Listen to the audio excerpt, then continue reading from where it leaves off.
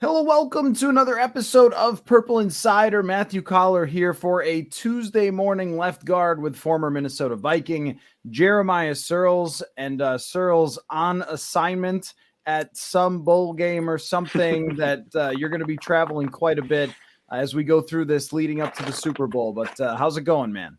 It's good. Yeah, I'm in LA currently for the NFLPA Bowl. So I've been here since Sunday. I go to Vegas on Thursday. I'm there till Monday. Then I go to Alabama, and I'm there till following Friday. So I'm on the road, all-star game circuits, it's representing clients, meeting with front offices, scouts, GMs, pro personnel guys, representing players. It's my season. It's my busy time of year.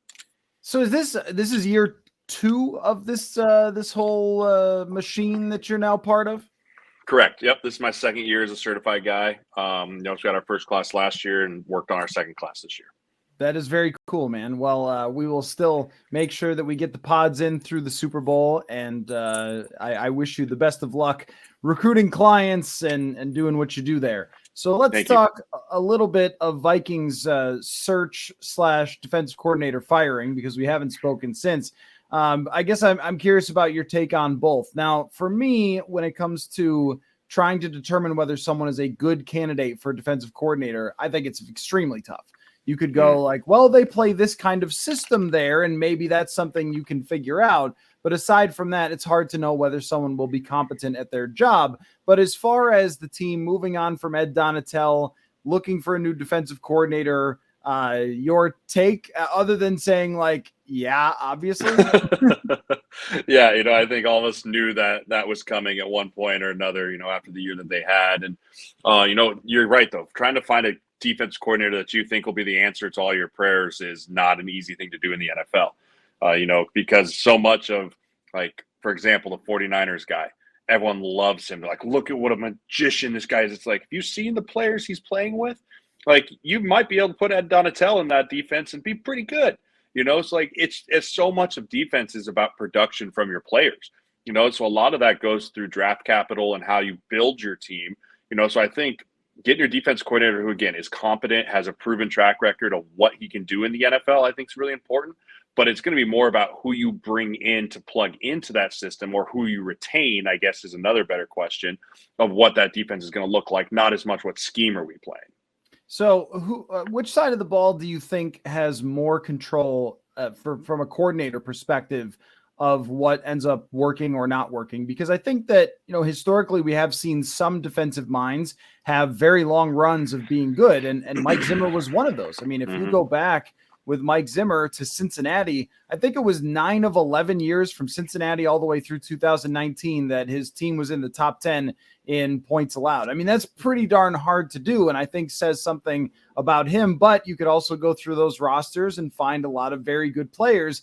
And, they got Danielle Hunter in the draft, and Eric Kendricks, and Everson Griffin was here, but he developed under Zimmer to be better. But then again, on the offensive side, I mean, we give offensive coordinators a lot of credit when their quarterbacks are good, and when their quarterbacks are not good, they get fired. So, I mean, I guess I wonder which side, like if you think that hiring a new defensive coordinator, if they are more competent than Donatel, has a chance to have an impact, or if it really is how they rebuild the roster. I think that's a great question. I think so much of the defensive coordinator position is about the blitz packages for me.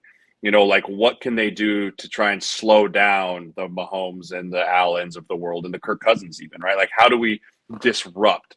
That's the number one thing as a defense coordinator in my mind is like, is your main scheme, like, is it sound, right? And you look back and it's really easy to look at Zimmer's defense. Like, you knew what he needed. He needed a big nose guard that could disrupt Linval Joseph. He needed edge rushers that could get home so he could not have to blitz every play. And so that way he knew when he could blitz, it was going to be effective. Right. So many times you and I spoke this year of like, well, what's going on with the defense? Like, well, should they blitz? Should they not blitz? Like, we had no answer of just a base sound scheme that allowed us to be disruptive, So if you have a base sound scheme, again, that goes back to your players. But I think so much more is based off of the different coverages and the different blitz packages you can put in week to week to week. For example, the Bengals last week had one of the best blitz packages I've seen all year. They had Josh Allen and that Bills offense on their heels from the word go. So rightfully so. Everyone's like, well, what happened to Josh? I was like, no, that was a defensive coordinator that is very, very good And, and more in the defensive side of the ball in the playoffs specifically, you see those coordinators become more and more important. So I think that you have to give defensive coordinators a lot more credit for shutting down quarterbacks when they do it versus a quarterback carving up, because I think the quarterbacks are easy to carve up the teams that, like the Vikings, where it's like they don't have a identity of what they do all the time, right? When you have an identity of we just line up in 4 and we can get pressure and then sit back and play coverage, and then the blitz packages are special, and those are how you're hitting home and forcing quarterbacks to throw where they don't want to throw because they're trying to hurry it or they're guessing wrong on the pressure, and that's where the turnovers come. That's where I really give the D coordinators a lot of credit versus just saying like, oh, they have great players. Yeah, I mean, I think that what we've seen recently is there's a lot of morphing where you had teams were running bootlegs and play actions and hitting on these deep shots. So then defenses were like, oh, I think that we should maybe play back and do the umbrella thing and force them to go underneath. That was kind of the response to, Patrick Mahomes and so forth. But not only that, but also the Shanahan, the Kubiak, the bootlegs and play actions. And then so they started to kind of solve some of that with pressures. And then teams now, okay, let's go to the short game. But the short game can be really interrupted by a lot of those pressures, especially when you have linebackers that show mug looks up at the front of the, where you see everybody lined up across the D line, and then you don't know who's coming. You don't know who's dropping back. And there were times in that San Francisco game where that happened and Dak Prescott made the wrong read. And a lot of times that's what ends up happening is the most confusion that you can give. And I remember even going back to 2018 where Belichick basically refused to line anybody up down in the dirt against Kirk Cousins. He had people just standing around and like daring them to run the football, which they refused to at the time with John DeFilippo. But Cousins didn't know where to go with the football because he didn't know where everyone was going to be. And I think that confusion is absolutely part of it. However, without good players, you really can't ask them to do too much. Fred Warner ran from the left hash all the way on a deep route covering a wide receiver on the right hash in that game. I mean, there's only a couple linebackers who can do that. Seattle is a good example of this, where suddenly with their system, when they had Cam Chancellor up in the box all the time, he's gone, and then they're not the same anymore. Richard Sherman's gone. They're not the same anymore. So I think that what you could do with these players, or Xavier Rhodes playing on an island, which very few corners even do today, that allows you to be a wizard. But when you kind of got nothing, it's so much harder because you're basically just trying to plug holes instead of saying, oh, I can reach into my bag and call up all these different blitzes and coverages and things like that. You're exactly right. It's different when you're asking a D coordinator to try and stop the bleeding, right? Like when you're a defense coordinator that's just constantly in scramble mode of like, dude, how do we stop them from scoring versus like, how do we create a negative play? It's two completely different mindsets, but you're exactly right. You can't stop the bleeding when you have 4 different places it's bleeding from, right? If you can identify one place, it's like, this is the one area that we need to try and cover up with a blitz package or line an extra lineman up, right? Like think back to the Baltimore-Pittsburgh game. Pittsburgh was like, oh, Tyler Huntley, you can't throw the ball. 60 linemen, right? Like they just threw him up there. That's a scheme fit. But going back a little bit to the Kirk Cousins and going back to the quick game thing, what we're seeing with the quick game, and one thing the Bills didn't do to Cincinnati, in my opinion, this last week is when you show pressure looks and when you show all those guys lined up or you show safeties rock and rolling, you can make a quarterback predetermine where he wants to go with the football pre-snap, right? He's like, oh, this is pressure from my right. So, okay, I know my hot read over there. I'm going to get to that right away. And then all of a sudden, boom, they bail. And that's where he holds on for an extra second. And then the pressure gets there because you sent it from somewhere else. Those are the type of things that the Vikings just didn't do well this year. And those are the type of things that we need the Vikings to do well going forward, and I think back to when with Zimmer too, like Harrison Smith, like you said about Fred Warner, Harry used to do that all the time. He'd be standing up there looking like it's free safety pressure. And to snap the ball, he's at the opposite quarter of the field covering a go route. Right? Like those were the things that we were able to do with Harrison. And even with Anthony Barr, Anthony Barr is another long, rangy guy that'd be in the A gap, and all of a sudden he's covering the hurt curl or he's out in the flat making a tackle, So again, it goes back to players, but overall, like who we go and who we search for, I just want a guy that's going to be able to come in here and bring good players with him. That's my number one defensive candidate is like, go bring good players with you that fit your scheme and you trust in your scheme And then from there, we can see what kind of creative genius and whiz person you can be on the board. But until we fix the main thing, which is our base defense, nothing else is going to matter. Right, because I think that there were players this year that weren't a scheme fit for Ed Donatel, and that's not his fault. I mean, he didn't put it together. He didn't have all those bust drafts on the defensive side of the ball that Rick Spielman had, but also he didn't meld what he was doing with what they had. It just seemed like this is what we're doing, and that's the story, and if you're not good at it, too bad. You're playing it for 18 straight weeks. I mean, that was – but I also agree with you that – like, look, so I like to play old video games, right? And if you play some of the old Maddens before it got super intricate, I mean, a lot of times you just played like cover two and you would take one of the players and you'd do something with them. You maybe rush the passer because you don't care about defense and you just want to get back on offense before they had that cool mode that allows you to do that now. And your defense would just stand there and then stuff would happen. That was their defense. Like, they were just standing there. And I think that the way that offenses work so much now, and they kind of have for many years, but like even more so, is if you see this, then you do that. Like, if they show this coverage, then it's middle of the field open, and then you go here. And if it's not, and the idea that was presented to us from Kevin O'Connell was, we're going to show the same thing before the play every time, and then we're going to change it so they won't know middle of the field open or middle of the field closed. But it doesn't seem like there was anything else that was, because I think they did do that a fair amount, but it wasn't like, oh my gosh, why did that linebacker end up there or something? Like the old Dick LeBeau thing of dropping back a defensive lineman in coverage to shut down throws over the middle because you never expect that guy to be there.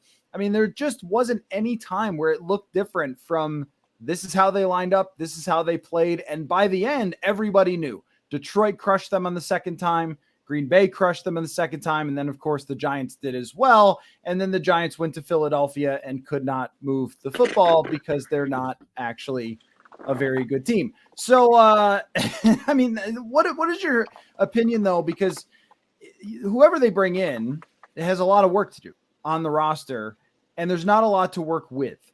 What is your opinion on how to approach the defense? I mean, would it be to move on from Harrison Smith and Eric Kendricks and just kind of clear everything out and say, all right, new guy, you got 2 years. Like, let's get your players in, but it's not like you're going to get fired this year because you're not good because the cupboard is bare. Or should they go the opposite direction, which would be extend Daniil, bring back Zadarius Smith, who they can cut if they want to. And then we're going to look to free agency and we're going to fill this, and this. Like, which approach would you take to the defense?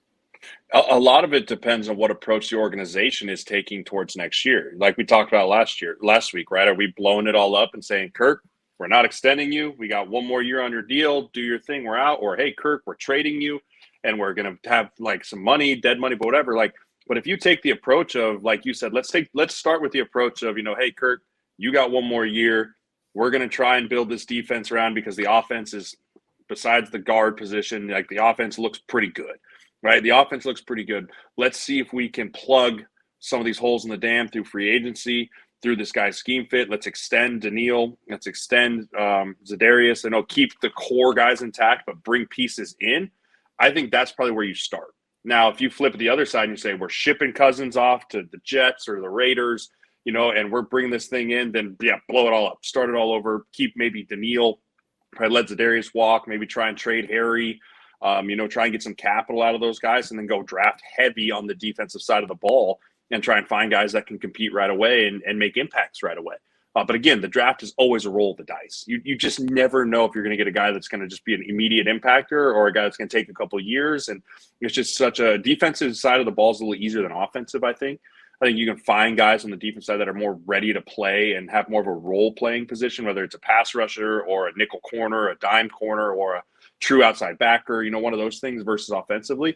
But I really think it just depends which way Kwesi and KOC and ownership decide they're going to put their foot down starting very soon here of what the path for 2023 right? 2023 looks like for the Minnesota Vikings, whether they still believe they're contenders or whether they really truly believe we got to kind of start from not the ground, but from like kind of below deck and work our way up.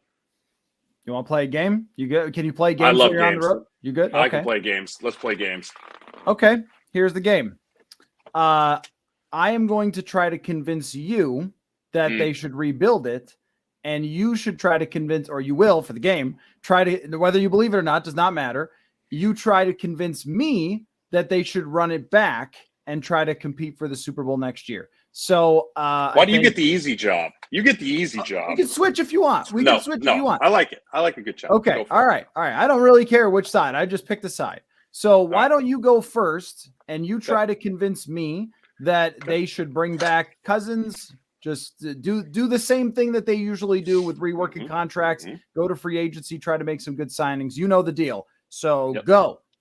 Yeah, I love that. All right. So here's why the Vikings can win the Super Bowl in 2023, right? Here's why we keep everyone together. Number one, and this is the age-old thing, the grass is not always greener on the other side, right? It's really easy to say, yeah, we can go find this mobile quarterback in the draft, and we can go find this thing, and you end up with Zach Wilson, right? It's really easy to believe that, especially. And then you go back through, okay, we went up, we found a number one tight end who's going to be one of the best tight ends in the NFL. We have the best wide receiver in the NFL in Justin Jefferson, right? We're probably going to lose Thielen. That's okay. We love him. Great guy, Minnesota guy. But we're probably going to move on from him. From the offensive line position, we have our two starting tackles that are going to be absolute studs. Dalvin Cook, Alexander Mattison, horse apiece, right? Where we can maybe able to move on from one. But offensively, I feel like we're in a really good spot. So let's not try and reinvent the wheel and just stay with what we did on offense and just try and clean up and add more of a running game, right? And then I think we'll be a top 5 offense. Now you go to the defensive side of the ball. We know what we have in some of these players. Yes, they're getting old, but they're wily vets, man. They're just some wily vets. They can make plays. Let's get a scheme friendly that we build around our vets, right? The defensive coordinator that we bring in wants to work maybe a 4-down structure, get back to a 4-down structure, more of a single high, bringing Harry down into the box, let Kendricks play out on his deal, and let these guys that we paid, let's make them earn their money and play through their contract, and instead of just kicking them down the road, not extend them and make them play for a contract, right? Make these guys play their best football right now to try and either A, get paid by us again, or go and get paid by someone else in the league, all right? So we put everyone kind of on an even playing field out of like, you're playing for your job. Right, you're playing for your job. And then we have to hit defensive heavy in the draft, find ourselves an elite pass rusher, find ourselves a big 3 technique that can disrupt in the game, either in free agency. I think you go for a 3 technique in free agency, where you find a guy that's a complement to Dalvin Tomlinson, but a little more wiggle, a little more pass rush ability. And I think that if you really want to get nitty gritty about it, those are the pieces that we're missing from being a Super Bowl contender, right? Offense, we can do it. We fix it so we're on defense. We're not letting them score 30, or they're only scoring 21, or they're only scoring 17. I think we can win another 13 games next year, and win the Super Bowl in 2023. All right, I think you did well. I think additions to your case would be that you could probably even improve at that receiver spot. I know you mentioned moving on from Thielen, but out of the players who had similar target shares, there were 41 players that had similar target shares as Thielen, and by PFF grade, he was 38th. Out of those 40 players. So if you're talking about drafting someone, bringing someone in, there's probably an improvement there. Or if he stays on the team, you still do the same thing and you can maybe get better. You have maybe some advancement when it comes to the right guard. You could bring in a new center who is more specialty that as a pass blocker, because even though Bradbury improved, still not really his thing. And he got crushed by Lawrence in the playoffs. And on the defensive side, I think that the argument that you didn't go for, but was there for you, is that Ed was really bad. Like really super stupendously, unbelievably, shockingly bad. And that the draft class next year has way more potential to contribute, a Caleb Evans, Andrew Booth Jr., and you can fill around that. So you'd be making the case that you could get to an average defense just by getting rid of the bad man and having the draft come in and add a little bit. So I think that's good. And then you could also throw in there the culture element too. Like, I believe in the culture. So I'm just trying to help you make your argument a little bit. That's fair. And I think, overall you did a great job there. From my perspective, I blow it up, Matthew. Blow it up. I don't have to say as much because I could say, look, 5 years, 1 playoff win since signing Kirk Cousins. He's not getting cheaper. He's only getting more expensive. And he's not getting younger. He's only getting older. And I'm not convinced that there's any formula to do it. They had good defenses at one point and didn't get it done. And I don't know how things could possibly go more right than they did last year. I know the defense was bad. That was the only thing that went wrong. I mean, everything else, they were healthy. They had an easy schedule. They had a favorable number of home games on the schedule. They had way more home games than away games because of the neutral site game that they won in London. Next year, your first place schedule is much harder. And I'm not sure that even if you're bringing back like Kendricks and Harrison Smith, what we're supposed to count on from those guys at that point, because most players that are at their age are like thinking about retirement, not leading defenses to be the best. There's very few linebackers you'll ever find like over 30 that are still like superstar players. So the age is a problem. You probably won't get as much out of Danielle Hunter and Zadarius Smith. They were both top 10 in pressures. It's going to be hard to do again. The offense stayed completely healthy. I'm not sure how that's going to happen again. So there's a lot of regression there already from a team that didn't even outscore its opponents. And again, 5 years of Kirk Cousins and their overall point differential for 5 years is outscoring opponents by about 1 point per game. So, I mean, so of course, right? Like dead on in the middle, dead on average. And even with all those things you talked about, it's just hard to see it ever being better than it just was, which means it's time to make a shift. Trying the same thing over and over again, definition of insanity and all that sort of stuff. And it's just that all teams get to the end of their journey at some point, and then they have to say, all right, it's a new direction for us. And I think that even if you're the Wilfs, be like, do you enjoy living in a simulation? Like where, yes, the stadium is full, but I guarantee you with this fan base, they want this and they'll show up. They came to a meaningless week 18 game last year in 2021. They didn't cheer, but they were there. You're going to sell your tickets. People are going to love your team. They're not going to give up on you. They want to aim for a Super Bowl. They don't want to aim for maybe we'll have everything go right. And maybe. They want to look at the other teams who are outscoring their opponents by 150 and say, that is us. By the way, 1998. Do you know what the Vikings point differential was in 1998? I do not. I was 7 years old. Just take a guess. Take a guess. Plus 120. Plus 260. Yikes. What? I mean, that's the best Vikings team of most people's lifetimes if you weren't born in like the 60s. So there's a point there. That's a Super Bowl contender. You were 260 points off of that. I don't think that's being made up by bringing in a new DC and like another young linebacker. Who made the better case? I think you made the better case because it's the right case, and I'm arguing a losing battle. You know, I think the other low-hanging fruit for you there is money. It's cash. It's capital that we just aren't at the moment having. We don't have a ton of capital to be able to, you know, and the only way we can do that is by blowing some things up. You know, and I could have made the case the other way of like, well, that's why we're not. Because we're good. But I mean, if we just keep extending guys and kicking cans down the road, like that for me is more of the definition of insanity than anything. It's like, well, we're just going to keep keeping everyone together because we love this group and we love this core group of guys and like extend. Eventually the chickens, like you got to pay them. The chickens come home to roost, man. Like that money is spent. Even if you front load a lot of it with a signing bonus up front, like you're still extending that signing bonus over however many years, right? Like, so I think the other piece of it is just money and just how much money are you willing to spend on these guys versus how much are you willing to risk? You know, it is a risk to let some of these guys walk. I mean, there's a chance some of these guys go and have great ends of their careers other places, a la Jared Allen. You know, like it's hard to let guys walk out the building that have been there for so long and contributed and done so much, but it is a business at the end of the day. And if you're going to go in a direction where you need to try and make the club some more money, that's what you got to do. Okay, let's play another game. You ready? More games. It's all games show. I'm going to call this game Pull Up a Seat at the Bar. All right. So we're pulling up a seat at the bar next to certain Vikings people. And I want you to start out by pulling up a seat at the bar next to a fellow player, Kirk Cousins.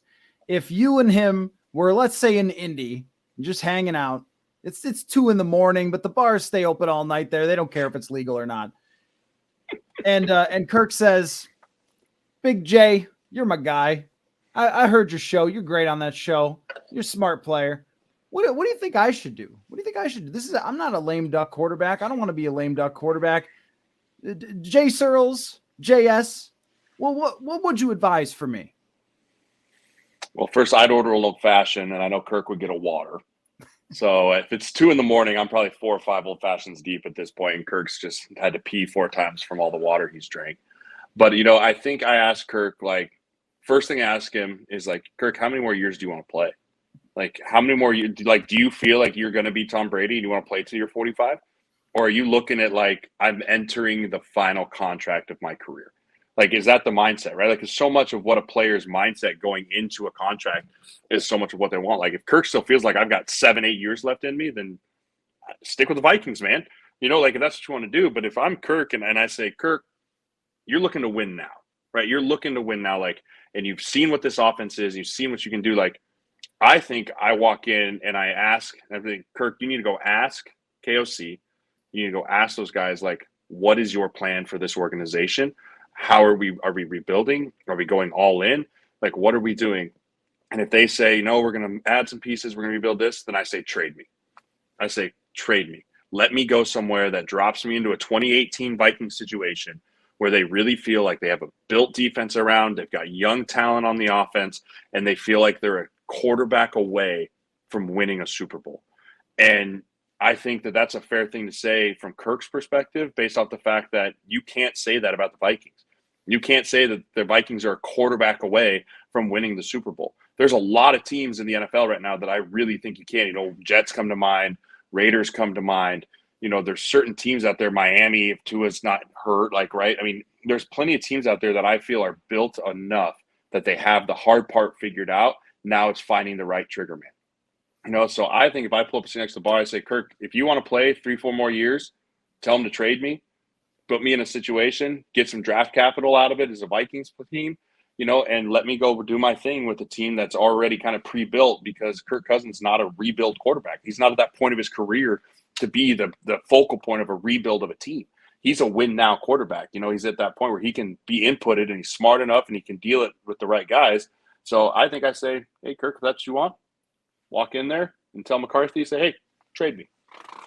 You ever think about, you remember those rumors that Kyle Shanahan wanted Kirk Cousins? You ever think about, like, if Kirk Cousins would have a Super Bowl ring or something had they made that happen, considering what a house that team is? I'm sure he thinks about it, but I mean, that's probably what you need. What we've seen from them with Jimmy Garoppolo and Brock Purdy, that's probably the caliber you need to win offensively and defensively. And I'm not even sure the 2018 or 19 Vikings were as good as what they have in San Francisco now. Actually, I'm sure that they weren't as good. They had more weaknesses. Offensive line, the defense was starting to age a little bit. There were some issues like, Everson Griffin and things like that weren't the same as it was in 2017. Basically, the 49ers have had a 2017 caliber Vikings over several seasons that he would have had chances to potentially win the Super Bowl. But the Jets come up as a potential type of team that, you could drop onto, and they might have a few years and they can afford you. They can pay you what you want to be paid. So there are potential opportunities out there for him. There are also examples of quarterbacks in their mid-30s who were franchise quarterbacks, and usually they're better than him, like Drew Brees or something, but who have stayed with the same team and sort of seen it through, got their paycheck, seen it through, got to the other side, and then were rewarded. But it's usually not a 1-year process. It was 3 years with Brees. I think it was 2 or 3 with Phillip Rivers in San Diego / Los Angeles, where they just weren't good. And then they came out the other side and had a chance or two at the end of his career. But it requires a lot of patience and probably a lot of criticism too, because that they're going to say, if the team next year goes 7-10 because they're rebuilding, it was fluky the one time you ever won, and you're not good enough to be better than 500 and all those things. Like, I don't know if he wants those arrows anymore. I think maybe after getting a taste of winning and how much everyone liked him when he won, that he might say, like, look, if you don't have a plan to be great next year and do this again, that you can show me with your hands, then I might want to be moved. I think that's a really interesting perspective. Who would you like me to pull up a seat next to at the bar and drink my Diet Cokes? Let's not criticize the guy at 2 a.m. who's drinking Diet Cokes and running to the bathroom every 2 minutes. I would love for you to pull up a seat next to the bar next to Adam Thielen. Okay. Well, I guess I would say this.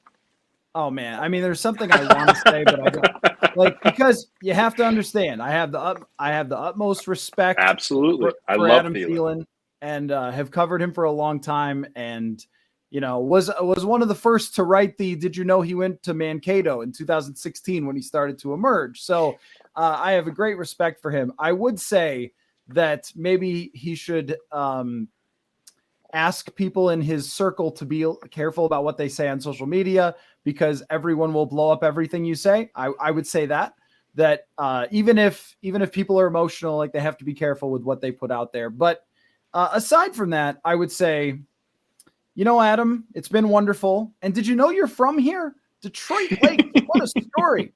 I would say, like, it's probably time to see if you can hitch your wagon to some team that needs one more guy, because here's what often happens. Christian Kirk is a good example of this, where when someone's too expensive and you have a rookie quarterback contract, that does not matter. And those players, a lot of times, like, they benefit from that. Oh, rookie quarterback contract. So if you looked at, and I don't know if Jacksonville needs more receivers, like, probably not, but maybe. You look at a Jacksonville, or you look at other teams that have drafted quarterbacks recently and maybe are ready to take a step forward. I hate to say the Bears, because that would make everyone sad. It'd be like an Alan Page thing or something. But you look at the Bears and you're like, well, they're going to have a gazillion dollars, and I don't think Chase Claypool's all that good. They made a mistake there. Like, maybe you should just ask the organization to move on from you. Make a trade somewhere where you might be somebody's top receiver or number 2 receiver, and not have to live necessarily in the final year or 2 of your career behind Justin Jefferson, and also have a chance to win. That I think that's probably just a better outcome for you, because here it's Jefferson's show. No matter who's here, it's Jefferson's show. And when you look at the outlook of this team, if we're just doing percentage chances that you ever get over the hump after 2 times getting 13 wins and not making it happen, the odds that you get 13 next year, the odds that you even win the division with Detroit and maybe Rodgers comes back, like, it's not great. This is why we see worst to first teams all the time, because it's hard to repeat it twice in a row unless you have Mahomes. So maybe you should just ask the team to trade you to another team that really needs a receiver, has a young quarterback, and gives you that last chance to potentially go deep into the playoffs. That's what I would probably advise Adam Thielen, rather than saying, why don't you take another pay cut, another restructure, sort of be irritated by that, feel like the team doesn't really believe in you anymore and that they've moved on to a prettier girl or something. Like, just call it a great Minnesota Viking career. And I would put him probably in the top, I think, top 5 Viking receivers ever. That's a pretty good run as a Viking receiver. Now maybe go try to chase your ring. I agree with you. I was worried you were going to be like the dog analogy, like, you want to go to the farm? You want to go out to the farm and down to pasture? Like, no, he's not ready to retire. And I don't think he's ready to retire either. I think Thielen still has a lot of good football left in him. I just, as a fear for me, is I would hate for him to leave the Vikings on a sour note because of all the things that you just said, all the great things he's accomplished, all of the things he's done for the state with his foundation, with all of that. Like, I would hate for it to be an ugly breakup. Like, I think of like the Texans and JJ Watt, right? The Texans were like, listen, we suck. We're bad. JJ, you've done so much for us. We're going to basically just release you, right? They just basically like, you can do whatever you want. Like, I don't think the Vikings will do that, but I think the respect of an organization has for Thielen and the love that Thielen has for the organization, I'm sure they can come together and find a way that's like you said, listen, we're not going to just be like, no, you're our guy and Jefferson, you're number 2. Like, it just doesn't work that way. But let's find a way that this can work beneficially for both of us, and you can still get what you want out of it. All right, I want you to pull up your chair next to Kevin O'Connell. Hey, buddy, you okay? You doing all right? Like, at first, you just kind of do the back rub, like, hey, man, things doing okay. But first of all, I congratulate. I'd say, hey, man, great first year. Like, phenomenal first year. I thought that you had a lot of big coaching moments, from off the field stuff to on the field stuff, that you handled brilliantly as a first year head coach, which are not easy. I think you did a nice job of teaching your team how to handle winning, right? That's a really hard thing to do in the NFL, is to handle winning, right? Everyone wants to be like, well, how'd you do after you lost? Well, how do you handle success? How do you keep guys focused? How do you keep guys grinding at the end of the year when you were in the playoffs with 6 games left of the season or whatever it was, like, so I think he did a phenomenal job with that.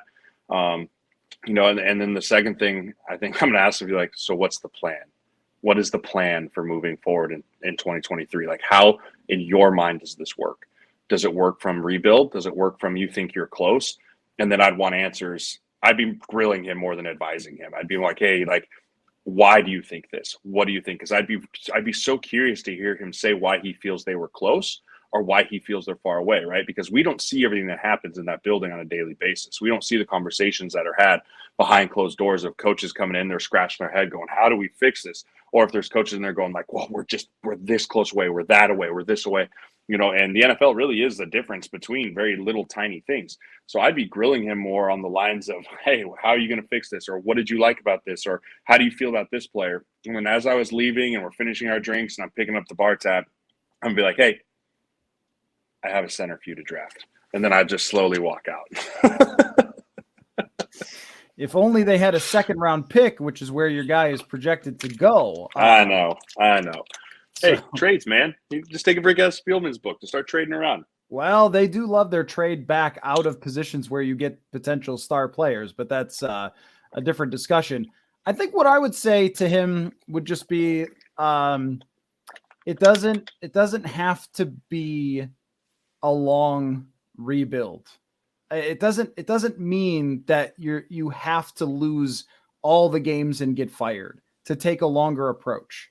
It's going to hurt a little, but you should really pick your guy, your quarterback, make him yours, believe in that, and go with it. I guess that would be what I would say. Also, the next time a defensive coordinator fails, it's also on you. You have to learn this. It's not just on Ed. It's also on you. When you wear HC, Mike Zimmer got destroyed for the run first stuff. He got destroyed for the coordinators who left here unhappy.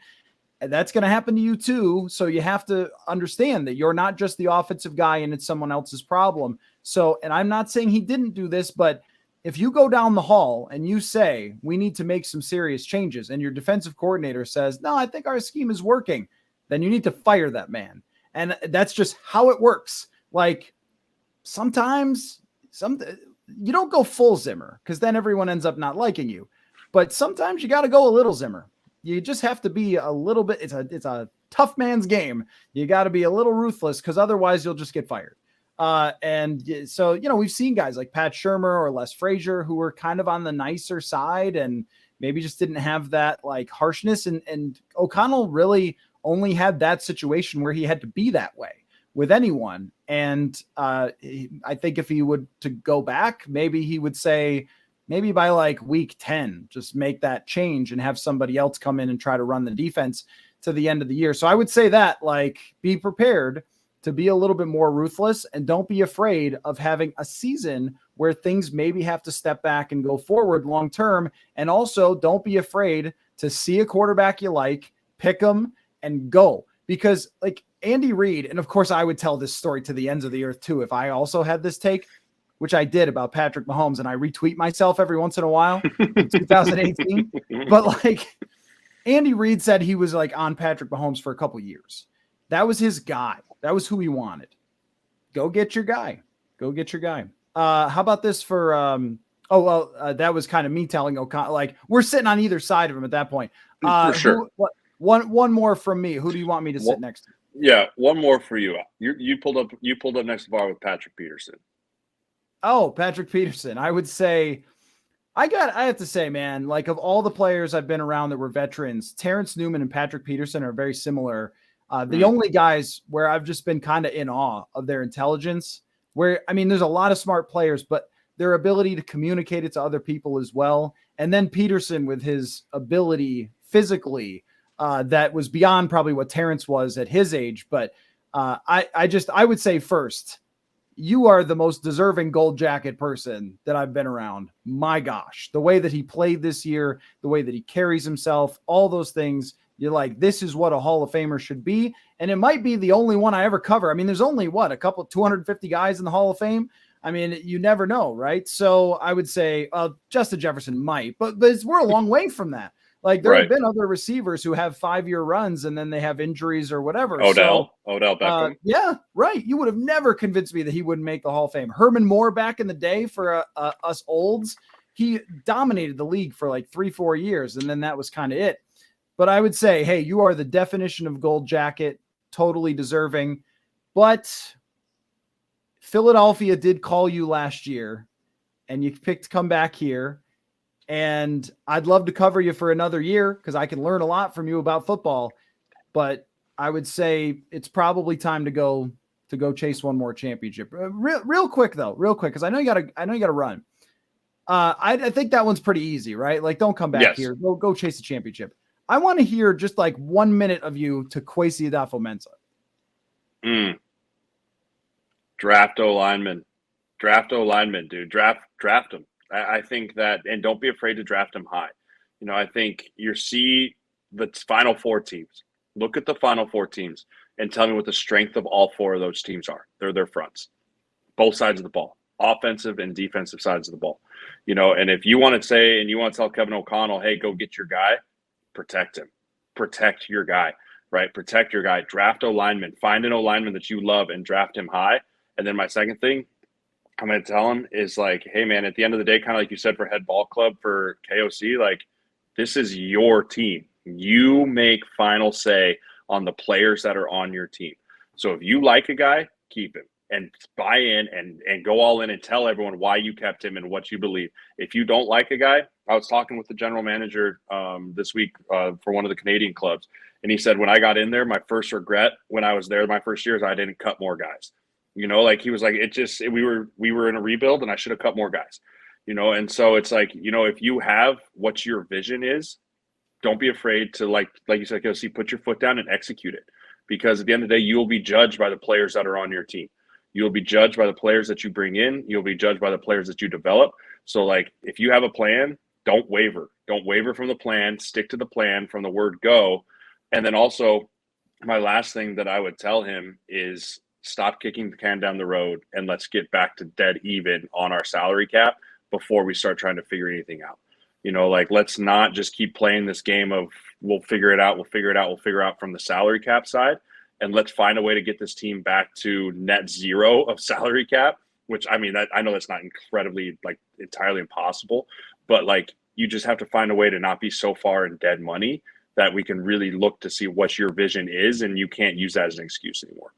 Right. You're never going to be able to execute your vision if you're always playing with a short deck. I would say this, just one sentence to Kwesi. You know what the numbers are. Make it happen. You know what they say. You know what they say. Make it happen. So this is super fun. I love games. Bringing back games now that we don't have games to like break down. So last thing, who's going to the Super Bowl? I think Cincinnati beats a one-legged Patrick Mahomes. Unfortunately, I think watching what Cincinnati's blitz package that they did to Buffalo, I think Mahomes being immobile, they're going to be able to get after him. And I think that they're going to be able to beat Kansas City. Now, with the Bengals offensive line, they balled. They played their balls off with 3 backup offensive linemen. Can they do it again against Chris Jones and Dee Ford? There was no one on that Bills defensive line that really scares you, right? Like, that's like, oh, wow. But there's 2 of them. There's 2 of them on Kansas City that are ball players. And if I'm them, I'm lining them up over the right tackle and the right guard, right? The 2 backups, right? Keep them away from the left side that's playing well. But, I think that Kansas City, and then I think that the Eagles, just based off of the domination on both sides of the ball, they have the best offensive line in all of NFL. They have Jalen Hurts back, who's just throwing great balls all over the place. And I just think that maybe Brock Purdy's youngness might catch up with him if they get into a scoring competition. Because I think this could be a little bit high scoring than people think, just because both these offenses are really good. And I think if I'm going to lean on someone to make a mistake and turn a ball over, it's going to be Brock Purdy over Jalen Hurts. I agree with that on Philadelphia. I will pick against Patrick Mahomes when he's 47. I'm gonna. He's got one leg, dude. He got diagnosed with a high ankle sprain. What are you talking about? I'm still going with it. I'm still going with KC. I think the home teams win. So have your statement of regret again for me next week. All right, I will. Great stuff, Jeremiah. As always, glad we could get together. Have fun on the road in your many locations that you'll be traveling to in this bowl season for prospects. And take care, buddy. Thanks everybody for listening. Absolutely. See you next week.